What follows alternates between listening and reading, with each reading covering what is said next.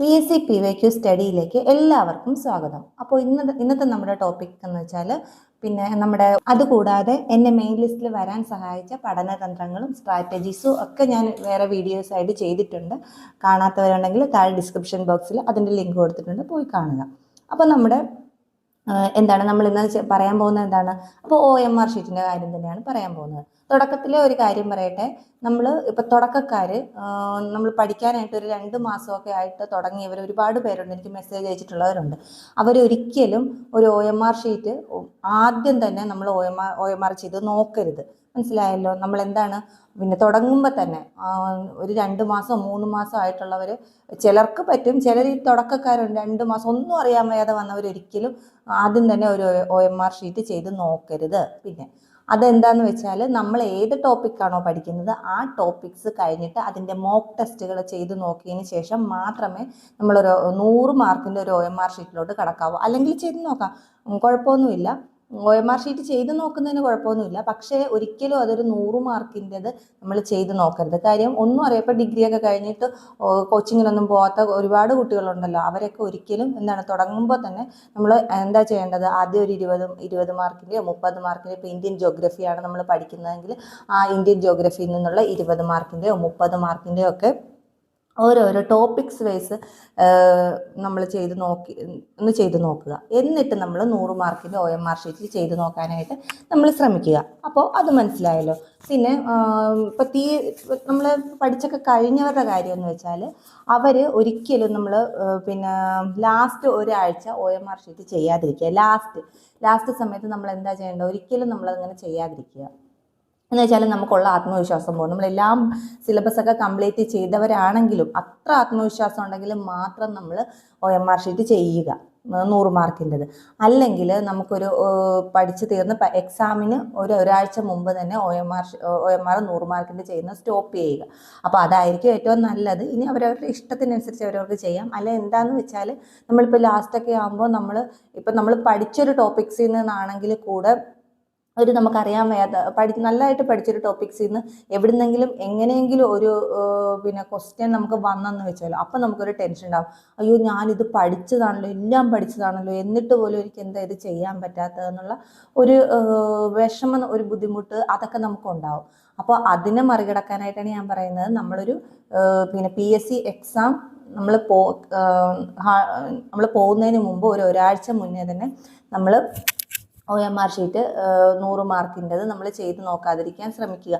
ആ ഒരാഴ്ച മുന്നേ തന്നെ നമ്മൾ സ്റ്റോപ്പ് ചെയ്യുക. അത്രയേ ഉള്ളൂ. അപ്പോൾ തുടക്കക്കാർക്ക് മനസ്സിലായല്ലോ. ആദ്യം തന്നെ 100 മാർക്കിൻ്റെ ചെയ്യാതിരിക്കുക.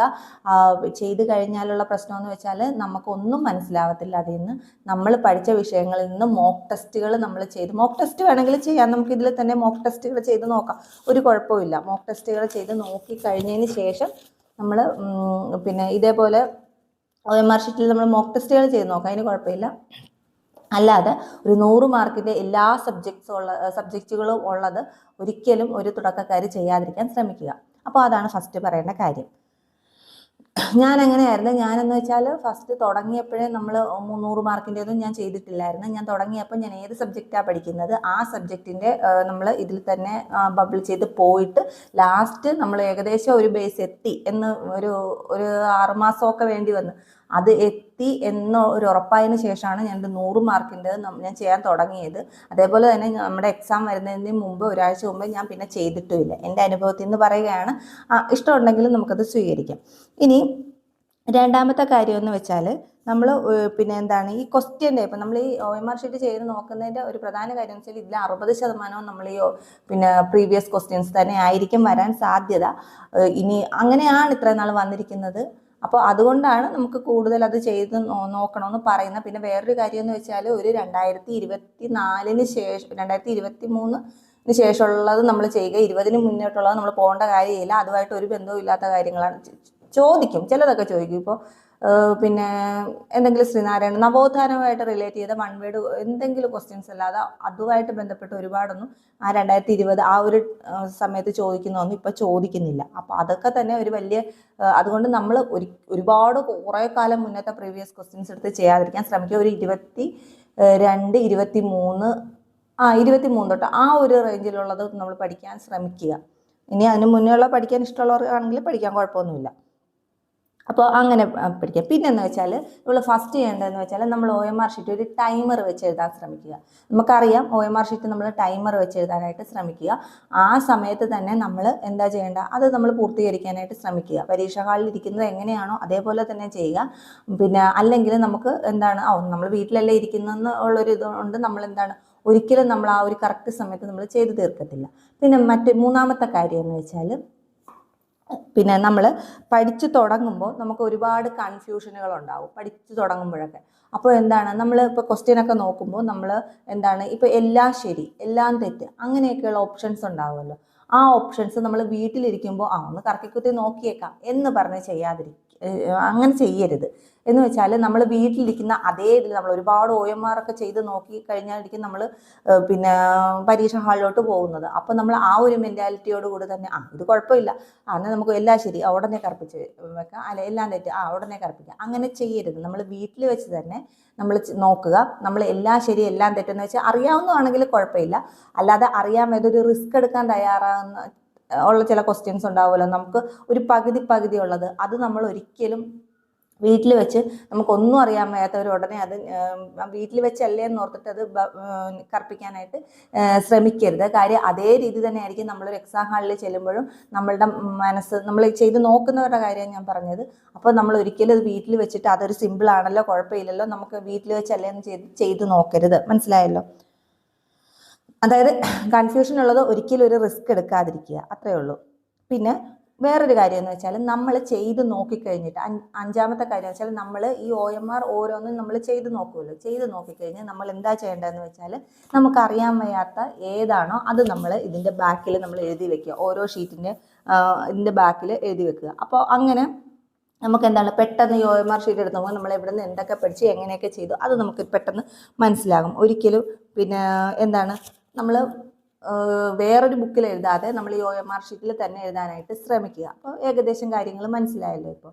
അപ്പോൾ അങ്ങനെയൊക്കെ ചെയ്യാൻ ശ്രമിക്കുമ്പോൾ തന്നെ നമ്മുടെ എന്താണ്, പകുതി നമുക്ക് പിന്നെ നമുക്കൊരു സമാധാനം കിട്ടും, നമുക്ക് പകുതി തന്നെ. അപ്പോൾ എന്താണ്, നമ്മൾ ഏകദേശം നമുക്ക് അറിയാൻ വയ്യാത്ത കാര്യങ്ങൾ നമ്മൾ എഴുതി വെച്ചിട്ടുണ്ട്, നമുക്കതിന് പരീക്ഷയാകുമ്പോൾ ഒന്ന് റിവൈസ് ചെയ്താൽ മതി, അങ്ങനെയൊക്കെ തന്നെ നമ്മുടെ മനസ്സിൽ തോന്നും. അപ്പോൾ എന്താ ചെയ്യേണ്ടതെന്ന് വെച്ചാൽ OMR ഷീറ്റിൻ്റെ കൂടെ തന്നെ നമ്മൾ OMR ഷീറ്റിൻ്റെ ബാക്കിലോ അല്ലെങ്കിൽ പ്രത്യേകമായിട്ട് നോട്ട്ബുക്ക് എടുത്തോ എങ്ങനെയാണെങ്കിലും നമ്മൾ അത് എഴുതി വെക്കാനായിട്ട് ശ്രമിക്കുക.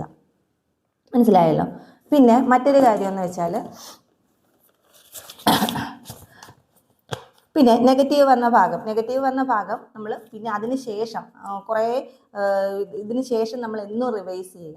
നെഗറ്റീവ് വന്നത് ഏത് ഭാഗത്ത് നിന്നാണോ ആ ഭാഗത്ത് നിന്ന് നമ്മൾ കൂടുതലായിട്ട് റിവൈസ് ചെയ്ത് പഠിക്കാനായിട്ട് ശ്രമിക്കുക. പിന്നെ നെഗറ്റീവ് വന്ന ഭാഗങ്ങൾ മാത്രം. മനസ്സിലായല്ലോ? അപ്പോൾ നമ്മൾ പിന്നെ ഒരു എക്സാം വരുമ്പോഴും പിന്നെ അതേ രീതിയിൽ തന്നെ അടുത്ത OMRൽ നമ്മൾ എഴുതുമ്പോൾ നമുക്ക് ആ ഭാഗങ്ങളിൽ നിന്നും എന്തായാലും നമുക്കത് മനസ്സിലാവും. എന്ന് വെച്ചാൽ നെഗറ്റീവ് വന്ന ഭാഗം അത് മാത്രമല്ല, പിന്നെ വേറൊരു കാര്യം എന്ന് വെച്ചാൽ നെഗറ്റീവ് വന്ന നമുക്ക് ഏത് ഇതാണോ നെഗറ്റീവ് വന്നത് അതിൻ്റെ മൊത്തവും കാര്യങ്ങൾ നമ്മൾ അവിടെ ഒരു ഷോർട്ട് നോട്ടാക്കി എഴുതുക. അപ്പോൾ നമുക്ക് അടുത്ത എക്സാമിൽ പിന്നെ നമുക്ക് ഇപ്പോൾ ഹോട്ട് ടോപ്പിക്സ് ആണ്, ഇപ്പോൾ ഏതെങ്കിലും ഒരു ഹോട്ട് ടോപ്പിക്സ് എടുത്ത് വെക്കുക. അപ്പോൾ ഉത്തരമഹാസമതലത്തിൽ നിന്നാണ് നമുക്കൊരു ക്വസ്റ്റ്യൻ തെറ്റിയതെങ്കിൽ നമ്മൾ ആ ഉത്തരമഹാസമതലത്തിനെ കുറിച്ച് എല്ലാ കാര്യങ്ങളും എഴുതി വെക്കാനായിട്ട് ശ്രമിക്കുക. അത് കഴിഞ്ഞിട്ട് നമ്മൾ അടുത്ത എക്സാം എഴുതുമല്ലോ, പിറ്റേ ദിവസമോ ഒക്കെ നമ്മൾ അടുത്ത ഒരു OMR എക്സാം എഴുതുമ്പോൾ, വീട്ടിലിരുന്ന് എഴുതുന്നവരുടെ കാര്യമാണ് ഞാൻ പറയുന്നത്. പിന്നെ അപ്പോൾ അടുത്തൊരു എക്സാം എഴുതുമ്പോൾ നമുക്ക് ആ ഉത്തരമഹാസമതലത്തിൽ ഏത് ക്വസ്റ്റ്യൻ വന്നാലും നമുക്ക് ഉറപ്പായിട്ടും നമുക്കത് പഠിക്കാൻ സാധിക്കും. കാര്യം അതിൻ്റെ നമ്മൾ റിവൈസ് ചെയ്തൊരു ഷോർട്ട് നോട്ടായിട്ട് നമുക്ക് ഏതാണ് തെറ്റിയത് അതിൻ്റെ ഒരു ഷോർട്ട് നോട്ടായിട്ട് എഴുതി വെക്കാനായിട്ട് ശ്രമിക്കുക. മനസ്സിലായല്ലോ? അപ്പോൾ അങ്ങനെ തന്നെ. പിന്നെ വർഷങ്ങൾ, ഇത് നമുക്ക് PSCയിൽ ചോദിച്ച വർഷങ്ങളുണ്ടാവുമല്ലോ. ഇപ്പോൾ ഒരുപാട് വർഷങ്ങളുണ്ടാവും, 1927, 72. അപ്പോൾ ഒരേ കണക്ഷൻസ് വരുന്ന ഒരുപാട് വർഷങ്ങളുണ്ടാവും. അത് ഒരുമിച്ച് എഴുതി വെക്കാനായിട്ട് ശ്രമിക്കുക. അപ്പോൾ നമുക്ക് ഈ എന്താണ്, നമുക്കറിയാം PSC ഏതൊക്കെ വർഷങ്ങളാണ്, കുറേ വർഷങ്ങളായിട്ട് ചോദിച്ചുകൊണ്ടിരിക്കുന്നത് ഏതൊക്കെ ഇയറാണ്. അപ്പോൾ അതുമായിട്ട് ബന്ധപ്പെടുത്തിയിട്ടുള്ള ഇയറുകൾ അതിൻ്റെ കൂടെ തന്നെ അതിൻ്റെ മുന്നത്തെ പുറകിലത്തെ ആയിട്ടുള്ള ഇയർ എഴുതി വെക്കാനായിട്ട് ശ്രമിക്കുക. അതിന് മുൻ വർഷങ്ങളിൽ എന്ത് നടന്നു, അത് കഴിഞ്ഞിട്ടുള്ള വർഷങ്ങളിൽ എന്ത് നടന്നു, അങ്ങനെ ഒന്ന് എഴുതി വെക്കാൻ ശ്രമിക്കുക. പിന്നെ അതിൻ്റെ കൂടെ ഇപ്പോൾ ഇത് കണ്ട 1927 ഇന്ത്യൻ ഫോറസ്റ്റ് ആക്ട്, 1972 ദേശീയ വന്യജീവി സംരക്ഷണ നിയമം, 1973 പ്രൊജക്ട് ടൈഗർ. അപ്പോൾ ഇത് ഏകദേശം ഒരേപോലെയല്ലേ, 27, 72, 73, പിന്നെ അതിനുശേഷം 80 വനസംരക്ഷണം, 86 പരിസ്ഥിതി സംരക്ഷണ നിയമം, 85 കേന്ദ്ര വനം പരിസ്ഥിതി, അതിൻ്റെ 92 പ്രൊജക്ട് എലിഫൻ്റ്, അങ്ങനെ 2002 അങ്ങനെയുള്ള ഓരോ വർഷങ്ങളും നമ്മളിപ്പോൾ പരിസ്ഥിതിനെ കുറിച്ചാണ് പഠിക്കുന്നതെങ്കിൽ നമുക്ക് ഏത് ക്വസ്റ്റിനാണ് തെറ്റിയത്.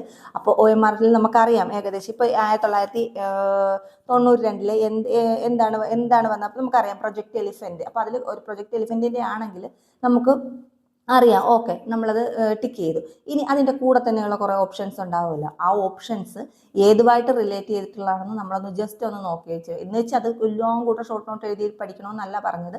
വർഷങ്ങൾ നമുക്ക് എന്താണ്, നമുക്ക് ഈ ഓപ്ഷനിൽ വരുന്ന വർഷങ്ങൾ അവരെന്തായാലും പിന്നെയും ചോദിക്കും. അതുകൊണ്ട് വർഷങ്ങൾ പഠിക്കുമ്പോൾ നമ്മൾ ശ്രദ്ധിക്കേണ്ട കാര്യം എന്ന് വെച്ചാൽ നമ്മൾ PSC തരുന്ന ഓപ്ഷനിലെ വർഷങ്ങൾ അത് എന്താണെന്ന് നമ്മൾ എന്തായാലും നോക്കി വെക്കണം. മനസ്സിലായല്ലോ? അത് അവർ പിന്നെ അത് ആവർത്തിച്ചുകൊണ്ടിരിക്കും. പിന്നെ നമ്മൾ നെഗറ്റീവ് വന്ന ഏത് ഭാഗത്ത് നിന്നാണെന്ന് നമുക്കറിയാം. നമ്മൾ ചെയ്ത് നോക്കുമ്പോൾ നമ്മൾ നെഗറ്റീവ് വരുന്ന ഏത് ഭാഗത്താണോ ആ ഭാഗത്ത് നിന്നുള്ള SCERT ക്വസ്റ്റ്യൻസ് നമ്മൾ സ്വയം എഴുതി പഠിക്കാനായിട്ട് ശ്രമിക്കുക. നമ്മൾ എവിടെ നിന്ന്, പിന്നെ ഞാൻ വേറൊരു വീഡിയോയിൽ ഞാൻ പറഞ്ഞിട്ടുണ്ട്, എൻ്റെ വീഡിയോയിൽ നമ്മൾ ക്വസ്റ്റ്യൻസും ആൻസറും സ്വയം വർക്കൗട്ട് ചെയ്ത് നോക്കുക. ക്വസ്റ്റ്യൻസും ആൻസറും നമ്മൾ ഒരു ടോപ്പിക്ക് പഠിച്ചു കഴിഞ്ഞ് അതിൻ്റെ ക്വസ്റ്റ്യൻസും ആൻസറും സ്വയം ഒന്ന് എഴുതി നോക്കാനായിട്ട് ശ്രമിക്കുക. ഒരു ഷോർട്ട് നോട്ടായിട്ട് എഴുതുക. ഇതെല്ലാം നമുക്കൊരു റിവിഷൻ ബുക്കിൽ അതിൽ വേണം എഴുതാനായിട്ട്. മനസ്സിലായല്ലോ? പിന്നെ അങ്ങനെയുള്ള കാര്യങ്ങൾ തന്നെയാണ് പറയാനുള്ളത്. പിന്നെ എന്താണ്, ടോപ്പിക്കുകളൊക്കെ ഒരുമിച്ച് എഴുതാനായിട്ട് ശ്രമിക്കുക. അല്ലാതെ ഇപ്പോൾ ഒരു ബുക്കിലാണെങ്കിലും കുഴപ്പമില്ല, ഇതേപോലെ ഫയൽ എടുത്തിട്ടാണെങ്കിലും കുഴപ്പമില്ല, അല്ലെങ്കിൽ A4 ഷീറ്റിലാണെങ്കിലും കുഴപ്പമില്ല. പല ബുക്കിൽ ഒരിക്കലും പ്രീവിയസ് ക്വസ്റ്റ്യൻസ്, ഇപ്പോൾ ജോഗ്രഫിയാണ് പഠിക്കുന്നുണ്ടെങ്കിൽ ജോഗ്രഫിയുടെ ഒരു ഇത് പിന്നെ പ്രീവിയസ് ക്വസ്റ്റ്യൻസ് വേറെ, അങ്ങനെ ഒരിക്കലും എഴുതാതിരിക്കാൻ ശ്രമിക്കുക. പിന്നെ നെഗറ്റീവ് മാർക്ക് വന്നത് മാത്രം നമ്മൾ ഇതേപോലത്തെ ഒരു OMR ഷീറ്റിൽ എടുത്ത് ചെയ്യാനായിട്ട് ശ്രമിക്കുക. മനസ്സിലായല്ലോ? നെഗറ്റീവ് വരുന്നത് മാത്രം, ബാക്കിയെല്ലാം നമ്മൾ അതുപോലെ തന്നെ ചെയ്യുക. അപ്പോൾ ഏകദേശം കാര്യങ്ങൾ മനസ്സിലായല്ലോ, നമ്മൾ എന്തൊക്കെയാണ് പറഞ്ഞത്. അപ്പോൾ തുടക്കക്കാർ എന്താണ് ചെയ്യേണ്ടതെന്ന് ഞാൻ പറഞ്ഞിട്ടുണ്ട്. തുടക്കക്കാർ ഒരിക്കലും തുടങ്ങുമ്പോൾ തന്നെ 100 മാർക്കിൻ്റെ ചെയ്യരുത്. ചെയ്ത് കഴിഞ്ഞാൽ നമുക്കുള്ള വിശ്വാസം പോലെ പോകും. ഇപ്പോൾ ഇന്ത്യൻ ഹിസ്റ്ററി ആണെങ്കിലും ഇന്ത്യൻ ജോഗ്രഫി ആണെങ്കിലും എക്കണോമിക്സ് ആണെങ്കിലും എന്താണെങ്കിലും അതുമായിട്ട് റിലേറ്റ് ചെയ്തിട്ടുള്ളത് മാത്രം നമ്മൾ ഒന്ന് മോക്ക് ടെസ്റ്റ് ആയിട്ട് ചെയ്ത് നോക്കാം.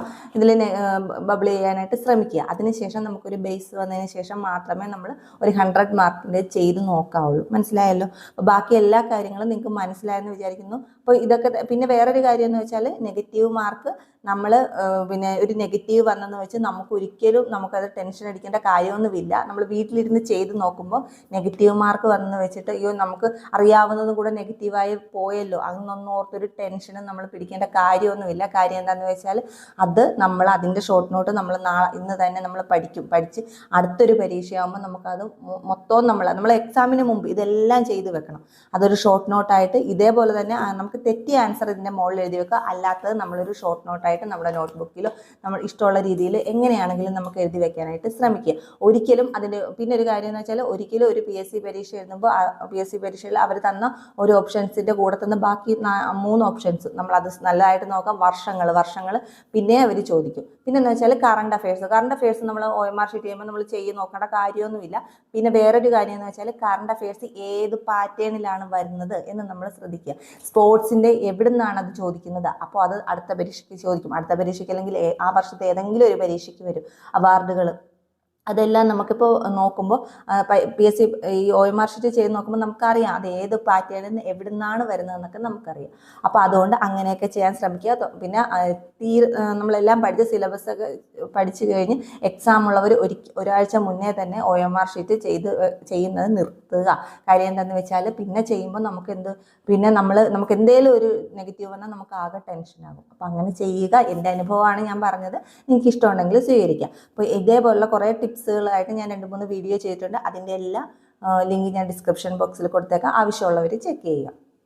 അപ്പോൾ ഇന്നത്തെ വീഡിയോ ഇത്രയേ ഉള്ളൂ. നിങ്ങൾക്ക് ഇഷ്ടപ്പെട്ടെങ്കിൽ സബ്സ്ക്രൈബ് ചെയ്യുക. പിന്നെ കൂട്ടുകാർക്കൊക്കെ ഷെയർ ചെയ്ത് കൊടുക്കുക.